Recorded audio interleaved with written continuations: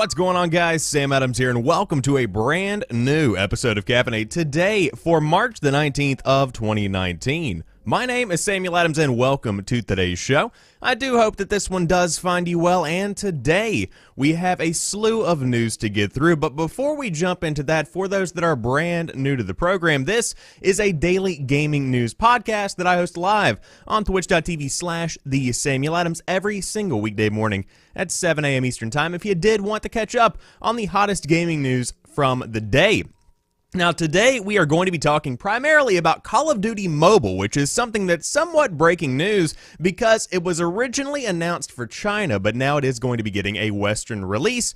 So we'll talk more about what has been confirmed through the brief, roughly 30-second trailer, a little bit less than a minute. But on top of that, we're going to be talking about the Atari VCS, which gets a spec boost and another delay. Still a project that I have little to no faith in. In addition to that, we're going to be talking about the situation surrounding the Axiom Verge producer filing a suit against BadLand Publishing for $200,000. Now, this is something that I believe has been going on for a while, but it's something that I'm just now hearing about, so I thought we would talk about that on today's program for just a minute. A very interesting story to go ahead and discuss today. The Culling is going to be shutting down its servers on May the 15th after a botched number 1 sequel and number 2 relaunch of the original game. That was a bad situation, and of course, for those that are into the battle royales, the Apex Legends Battle Pass is officially coming. Very soon, in fact, so we'll talk more about when you can get that. By the way, it's today, and it's also relatively affordable. But we'll jump into all of that right now, and of course, if you are brand new, again, I do hope you enjoy the show, but without further ado, let's go ahead and talk about this Call of Duty Mobile. Because according to Engadget and other sources, Call of Duty Mobile beta opens soon with classic maps and gameplay. You can play on Nuketown from anywhere. Late last year, Tencent and Activision started testing an Android mobile version of Call of Duty, and today at GDC announced that the game will start a beta test soon that's available in regions including Europe as well as North and South America. Call of Duty Mobile maintains the look and feel of the game's performance, at least on Xbox 360 and PS3 era hardware, plus it promises familiar maps from previous entries like Black Ops and Modern Warfare. The mobile version is a free-to-play title focused on competitive multiplayer matches in modes like Search and Destroy, Team Deathmatch, and Free-for-All. There is no word on exactly when the beta test will start on both iOS and Android, but interested players can sign up for access on the official site and check out a brief trailer. Now, I will admit that, of course, whenever you're talking about the graphics, it's not going to be looking nearly as good as what you expect from Call of Duty today on PlayStation 4, Xbox One, PC, etc. With that being said, in comparison, as the article does say, to PlayStation 3/Xbox 360 era hardware, it's a very impressive rundown of classic Call of Duty. It really does resemble what I remember it looking like growing up. Now, of course, again, like I said, textures a little bit lackluster, that being said, but weirdly enough, it includes stuff from Black Ops and Modern Warfare. I didn't know how all of that would work because, of course, Modern Warfare, primarily Infinity Ward affiliated. On top of that, Treyarch is mainly the, Black Ops kind of company. So I didn't know how all of that would work with rights. But of course, it does look like, according to the trailer, you could be seeing stuff like zombies. You could be seeing stuff like Blackout, a battle royale mode coming to the mobile version of Call of Duty. And again, all of this for free. Hypothetically. Of course, we all know Activision. There are going to be microtransactions that riddle this game shortly after launch, without a doubt. But if they keep it to skins, if they keep it to stuff along those lines where it is just a cosmetic improvement, I don't really see a problem in that. But it's a very interesting move to make this available here in the States. And I think that what that shows is the power and the role that mobile gaming is beginning to fill as time goes on. Because traditionally, mobile gaming has been affiliated with the more entry-level style gameplay games, so to speak. Your Candy Crush, for example, is a huge mobile title and will forever be a huge mobile title because that Match 3 kind of game just works on mobile and it works on touchscreens. But with stuff like Fortnite coming in and changing up the game to where mobile is a big part of Fortnite's community, of course, not the professional community, but nonetheless a big part of the community, you begin to see these companies take note and say, hey, we could vibe reliably make a Call of Duty on mobile because, number one, the hardware is there, and number two, the people actually want to play stuff on mobile these days because it's just convenient. And of course, there are many people that stream stuff from their mobile on places like Facebook and Mixer and all that good stuff. So it's a big part of the gaming community and an increasingly important one at that. So very interesting to see that you have all these iconic maps. I know that I paused the trailer at some point and I saw Soap running through Nuketown. That was just strange. So you're going to be seeing a blend of Modern Warfare, of Black Ops, of stuff along these lines. But overwhelmingly, more than anything else, what seeing this trailer brings in my heart is a strong desire for a Call of Duty greatest hits of some kind to finally be released on consoles, where you do have a blend, a mashup of the most iconic maps, the most iconic weapons, the most iconic stories within the entire Call of Duty franchise all together on one disc. That is something that needs to happen. Even if you take out the campaigns entirely, if you leave out zombies and any kind of battle royale, if you just create a multiplayer-centric greatest hits Call of Duty experience, I would be all over that. As somebody who grew up on Call of Duty, I would love a genuinely true representation of the games that I grew up with. But with that being said, and again, to the side as a dream that will never absolutely ever happen, this looks like it's a pretty good little free-to-play mobile title, a mobile Call of Duty experience coming soon. So again, if you did want to check out the sign-up page, it's available via the link in the article, which I have linked down below the YouTube video. If you did want to check that out and learn more about what you could be doing within Call of Duty Mobile relatively soon. Big potential for this one, of course. It will definitely make some money because people love Call of Duty. Even in today's day and age, people still love Call of Duty. Now, with that being said, let's move on to something that people don't love yet. It has potential. Atari VCS gets a spec boost and another delay. The retro-styled console will arrive in late 2019. Maybe. I would say probably not, but we'll see what happens. And of course, there is a picture of the aforementioned Atari VCS, a very interesting modern/retro-looking console that has an interesting thing going for it without a doubt. The nostalgic Atari VCS console has been delayed yet again, but at least this time you're getting more for your money. The creators have pushed back the system's launch to the end of 2019 in return for an upgrade as to an yet unannounced embedded AMD Ryzen chip, complete with Vega-based graphics. It'll offer more power for games, of course, but it will also pull off feats you might not expect in a retro box, like native 4K video playback and support for protective streaming video services like Netflix. The team acknowledged that this isn't great news for Indiegogo backers who have already been waiting several months for the VCS, but maintain that it should lead to better overall performance and a cooler and quieter machine without significant disruptions to manufacturing. While this suggests you won't be complaining too loudly about performance, it could still leave you frustrated. The team first vowed to ship a system in 2018, but it won't show up until a year later. And however capable the hardware might be, the VCS will still depend heavily on software support. Developers will have to produce compelling titles optimized for the VCS, and you won't know how that shakes out until sometime in the months ahead, assuming that there is not another delay. Again, for those that don't know, this is one of the strangest stories that I've been reporting on since starting this podcast, because the Atari VCS is essentially Atari, a retro company trying to break into a market that is so heavily dominated by Xbox and PlayStation and Nintendo, and they have potential, but I just don't see it happening, especially with a console designed like this that has little to no confidence whenever it comes to the public perception of it. People just don't have confidence in the Atari VCS at the moment. And again, why should they? When showing the console off, I believe it was roughly about 6 months ago, they didn't even bring a genuine console or a controller to the show. I can't remember which show it was, but they brought a controller that was literally a piece of molded plastic. It had nothing in it. Like, there was no meat to it. It was just a model. They just, like, 3D printed a controller and said, hey, here's our controller. That's not how this works. If you want people to be confident in your product, if you want people to back your product early on, you have to have a product to back, okay?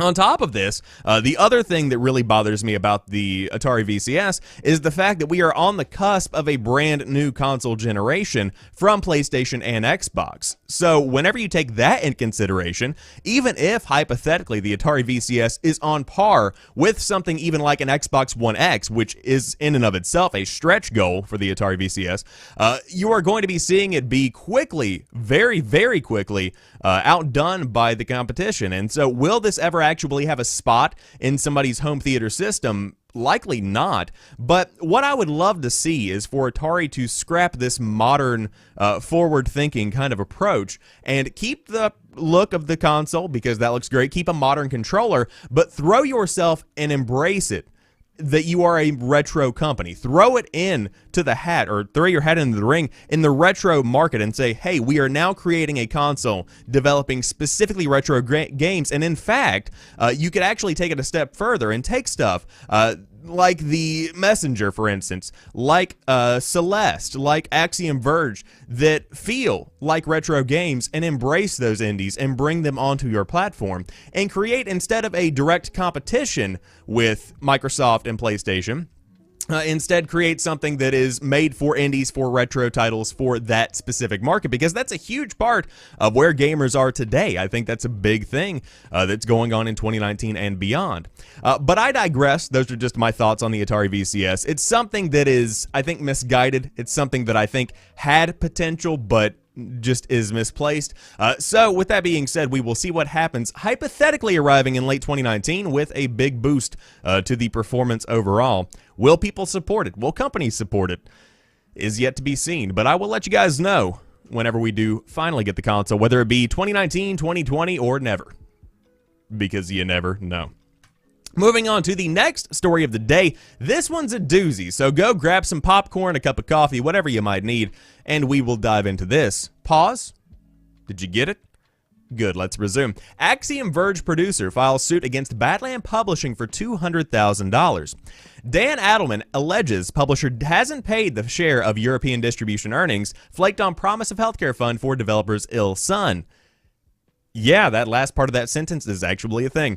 So this is the original story.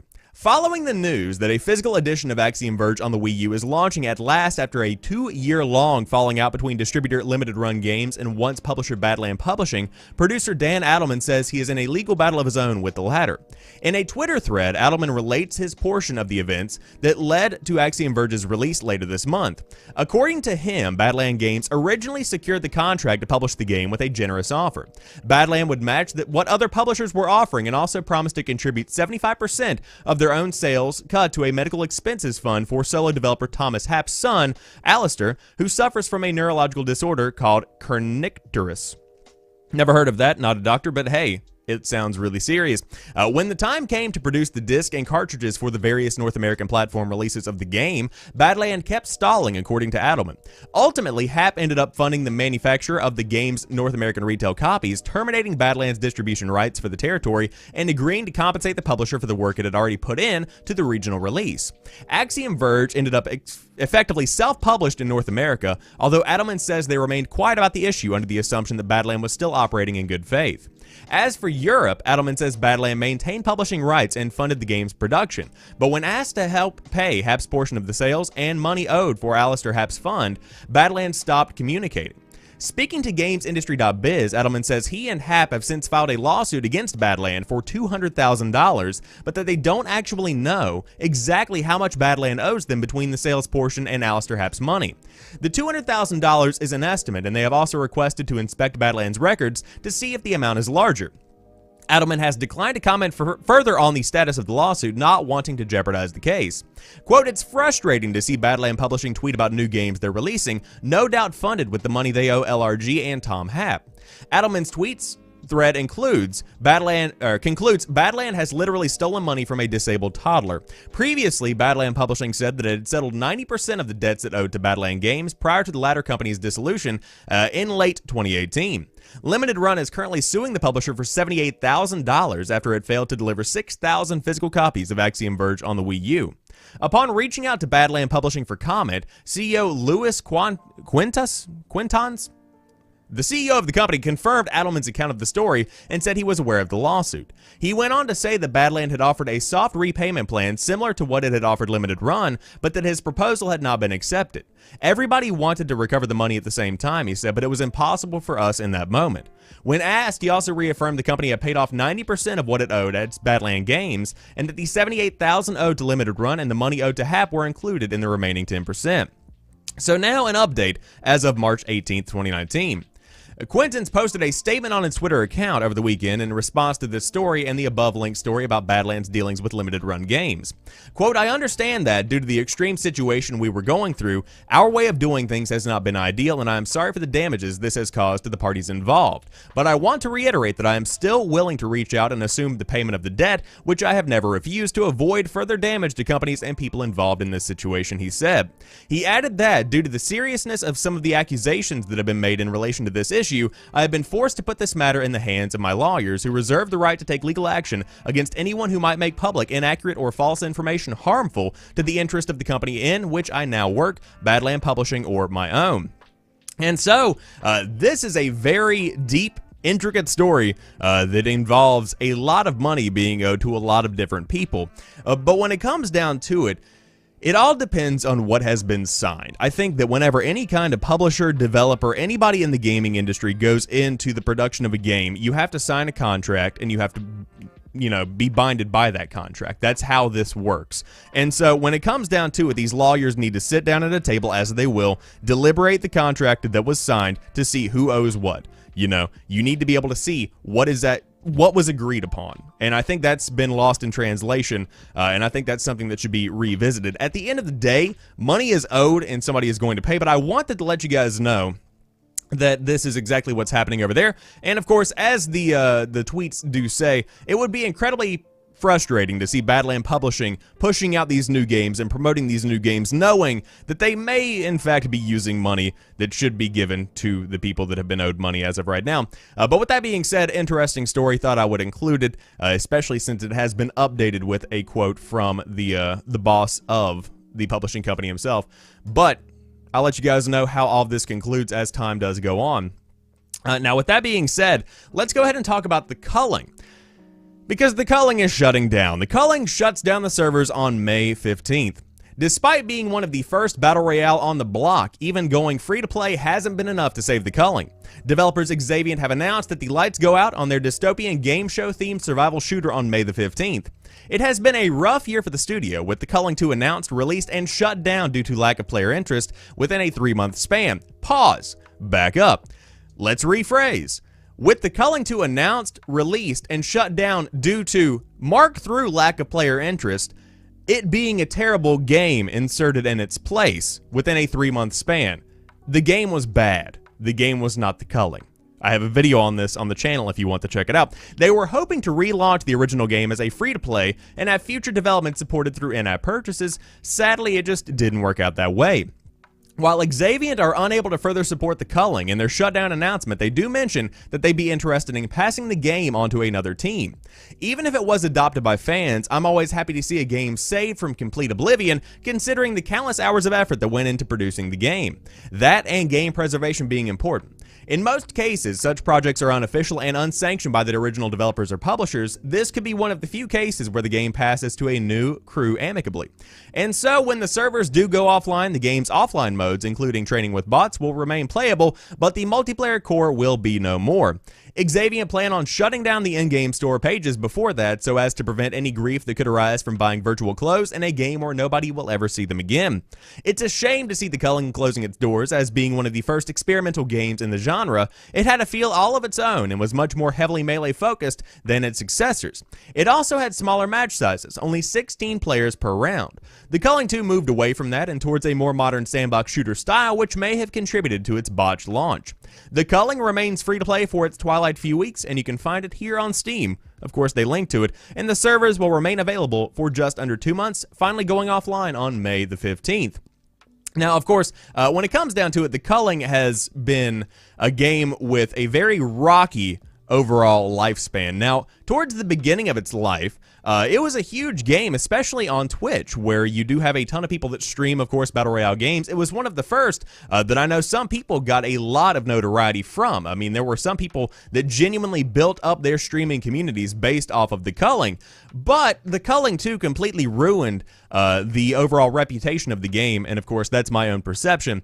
But essentially, where the original game was heavily melee-focused, where you did have this entire different mechanic going on, the Culling 2 was pretty much a generic battle royale that had no soul to it. There was nothing there that really showed that there was anything new being brought to the table aside from trying to create a hopefully popular battle royale. And so whenever you don't put any passion into a game, whenever you can tell that something has been pretty much canned in an attempt to create something of a success, that's whenever you begin to get a lot of player feedback that is relatively negative, as we saw on Steam after the Culling 2 launched.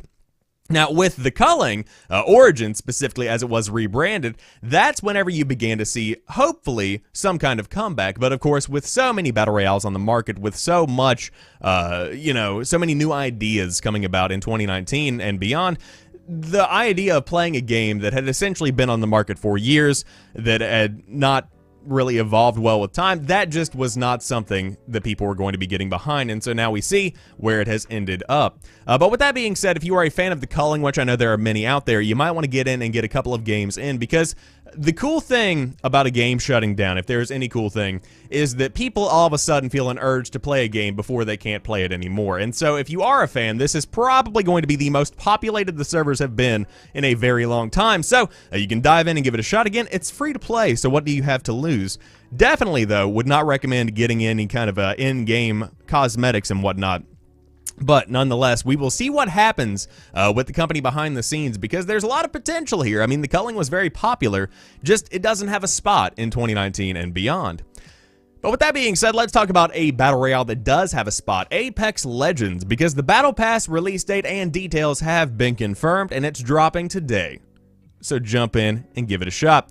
EA and Respawn Entertainment have announced that the Apex Legends Season 1 Wild Frontier Battle Pass will become available today, March the 19th, for 950 Apex coins, or $9.50 US. Announced and detailed on the official Apex Legends webpage, every level gained during Season 1 unlocks a Battle Pass reward, and there are over 100 that can be earned throughout the season. This includes weapon skins, banner frames, XP boost, and more. Players will also receive 3 Wild Frontier themed Legend skins immediately when they purchase the pass. These are the Lifeline Revolutionary, Wraith Survivor, and Mirage Outlaw skins. Fans can also buy the Battle Pass bundle, which unlocks the next 25 Battle Pass levels and their respective rewards automatically for 2,800 Apex coins, or 28 bucks. The Battle Pass is scheduled to drop at 10 a.m. Pacific time, which would theoretically drop it at 1 p.m. Eastern time if you did want to dive in. But the new Legend Octane was detailed on the PlayStation blog. After blowing off his legs in a gauntlet speedrun, Octavio Octane Silva dives into Apex with metal legs, searching for the ultimate adrenaline rush using death-defying moves. His adrenaline junkie ability lets him trade health for speed, and his launchpad ultimate ability lets his squad fly through the air. And of course, PlayStation blog does confirm that Octane is playable today. Up right now, according to the sources. Respawn further detailed the Battle Pass, confirming it can only be purchased through the in-game store using Apex coins from the Battle Pass tab. If players buy the Battle Pass late in the season, they will receive all the rewards up to the Battle Pass level, which is the current level for the season, retroactively. The 25 automatic levels from the Battle Pass bundle will be stacked on top of this. It's a pretty cool little feature right there. Now, the rewards available in Season 1's Battle Pass can only be earned until the season is over, and after it ends, players can't earn new Wild Frontier content.